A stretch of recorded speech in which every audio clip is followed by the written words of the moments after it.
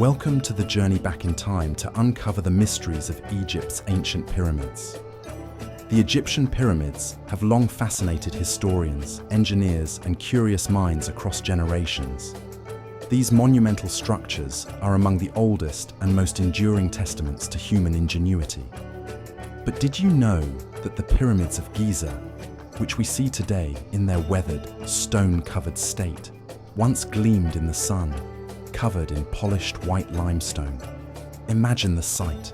Towering structures that glistened brilliantly under the Egyptian sun, visible for miles around. Over the centuries, most of these polished casing stones were dislodged, leaving the rough, unpolished stone beneath exposed to the elements. This casing, which came from the Tura quarries along the Nile, was carefully cut, transported and polished to create a smooth, reflective surface. The Great Pyramid, for example, would have looked dramatically different with these original casing stones in place, which not only enhanced its visual impact, but also showcased the architectural precision of ancient Egypt. The bent pyramid of Dashur, built by Pharaoh Sneferu, remains one of the few large pyramids still retaining a significant portion of its original casing stones. Today, these stones are dulled by weathering and erosion, but they give us a rare glimpse into the grandeur that once defined these structures.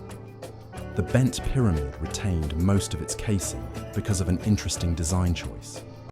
Unlike the Great Pyramid, its casing stones were set at a slight angle inward, which helped the structure resist thermal expansion, the natural swelling and shrinking caused by Egypt's intense daily heat.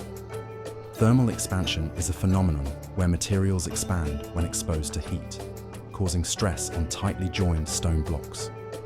Over time, the stress forces the stones outward, making them prone to cracking or falling. The Great Pyramid, with its precise construction and nearly invisible joints, faced more severe thermal expansion issues. These stones were eventually loosened and fell away, making it easier for later builders to quarry them for other projects. The bent pyramid, however, didn't suffer as much from this phenomenon. Its slightly inclined joints allowed the limestone blocks to expand and contract without breaking apart. This brilliant yet simple design feature preserved much of the pyramid's casing, preventing looters from removing the stones as easily. Over time, this unique construction method has given modern historians an invaluable look into ancient building techniques. Peter James, a structural engineer specializing in historical preservation, has studied the pyramids extensively. In his book, Saving the Pyramids, he explains that the problem of thermal expansion played a key role in the erosion of the pyramid's outer layers.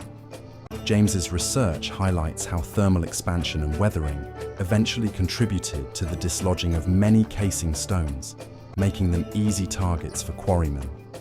Another interesting case is that of the capstones, or pyramidions, believed to have crowned the top of each pyramid.